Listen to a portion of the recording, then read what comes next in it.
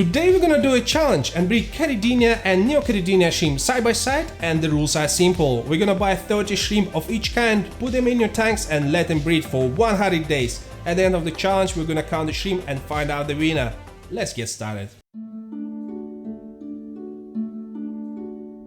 A while ago, I put together this small planted aquarium, and my goal was to create a pleasant looking tank full of plants and hopefully breed some shrimp in it at the same time. For the filtration, I used underground filter box filled with some media, which I placed in the corner of this tank, and for the bottom layer I used some compost mixed with stuff called NutriBase, just to provide some nutrients for the plants to grow, and then I covered it all with light sand.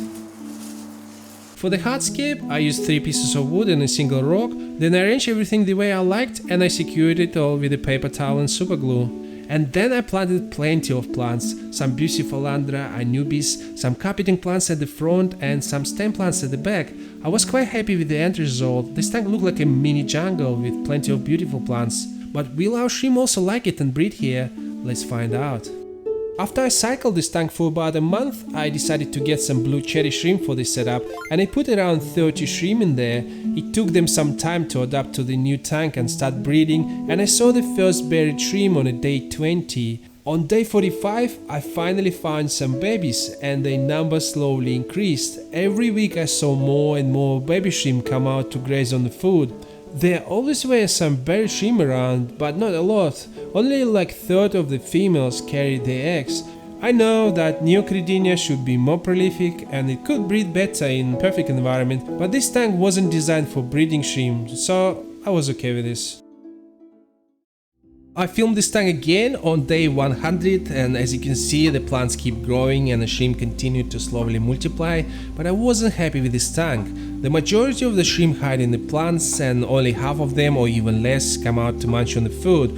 I didn't like this. I like to see the shrimp more than my plants, so I decided to break this tank down, but don't worry, I'm going to replace it with a bigger and better one soon in the future. So I cut all the plants and net the shrimp out. This way I can easily count them to check the result. And this is 100-day result. We've got 150 shrimp here in total, including little babies, and then within a few weeks I found around 40 sneaky shrimps in that tank. They tried to hide from me. You shouldn't hide. If I don't find you, you'll be dead. I moved all the shrimp into my new very open breeding setup. You should see it in my future videos. I was quite happy with the result. I never knew there were so many babies hiding in that plants. And now, let's move on to Caridina shrimp. Let's see how many we can breed in 100 days.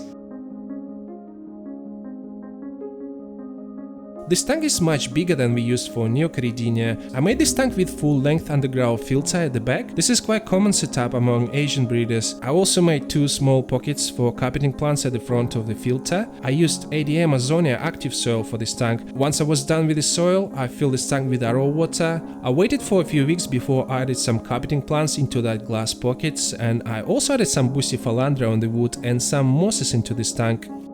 I waited 8 weeks for this tank to be fully established. First and foremost, I wanted to create a perfect environment for shrimp, and I didn't want to rush the whole process.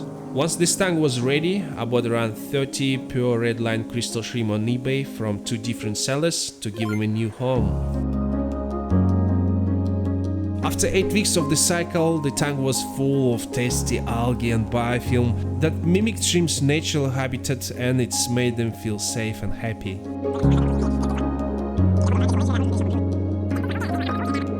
It didn't take long for the shrimp to start breeding, and after less than a week I noticed a few females full of eggs under the belly.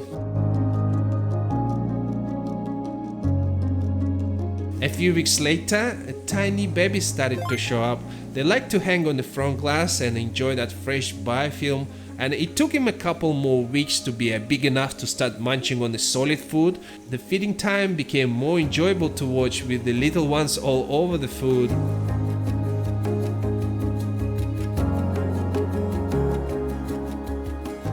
The shrimp never stopped and continued to breed, got buried all the time and making fresh little tiny babies. On day 68, I decided to remove the planted islands. Honestly, I started to have some issues in my other tanks which I made the same way. Yeah, they look cool, but I think they collect waste which can lead to some issues in the long run. What I learned over the years is that keeping my setup simple works the best for me. The colony size continued to grow at an incredible rate. We only had 30 adult shrimp, like maybe 15 females in that tank, and it's amazing how many babies they can make. It was hard to find a non-buried female at that moment. Almost all of the females were carrying eggs. That means that each of the female shrimp can make up to 30 babies per month.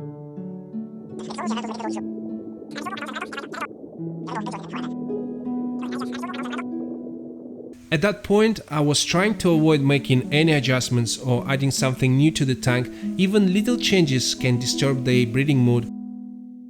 So it was the right thing to do, just don't do anything. I just continued to feed them once a day, change 20% of water weekly, and adding that bacterial powder to grow green on the walls so the shrimp have something to graze on between the feeding. The population of the tank had exploded with baby shrimp everywhere. It was extremely hard to count all of them. I would say there were at least 400 shrimp in this tank. It doubled the size of Neocaridina. I call the shrimp a simple Caridina, and the last time I kept them when I just started the hobby. I haven't kept them since then because I find them a little bit too easy for me. They breed too fast, and I proved it in this video. I believe they are even more easier than Neocaridina as long as you keep them in the right water parameters. At that stage, the shrimp were always hungry and they fed on the green walls between the feedings, and the green walls grew at an incredible rate there. Once I left on vacation and I didn't feed my shrimp for 3 weeks, when I back, the shrimp was fine, and I found most of them on the front walls munching on the algae. They like it so much, I didn't even want to clean it, but I had to, otherwise I won't be able to see inside the tank. So now the first baby is becoming young adults, and I can't imagine what's gonna happen once they also start breeding. We're gonna have a massive shrimp explosion. They're gonna cover the whole surface of this tank. It's gonna be insane. They start breeding. They don't breed anymore. I think we finally reached the limit. Remember, like a few months ago, we struggled to find any non-buried females here. Well, now I'm struggling to find any buried females. We probably still have like 2-3 buried females here, but it's nothing compared to what we had before. The shrimp thing like...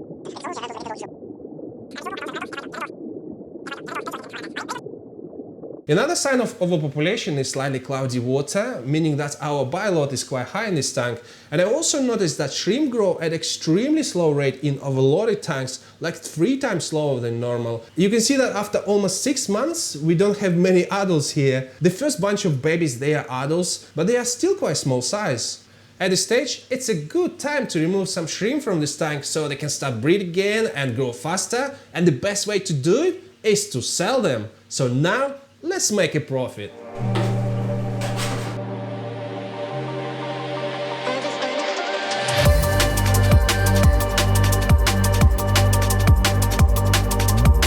Alright, I just prepared the first bunch of shrimp for sale, and I moved them all here into this little breeding box. Take a look at them, guys. There are about 230 shrimp here, and I can easily sell them for about $4 per shrimp here in the UK. So you can do the math, how much money you can make by selling shrimp. And I can still get another 100 shrimp from this tank at least. There are still a lot of shrimp here, lots of them hiding in the plants. And this is how much profit you can make from only one tank in just a few months.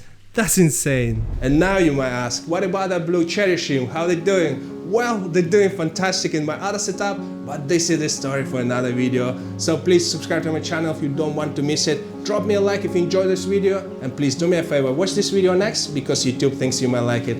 Thank you so much for watching. I'll see you in the next one.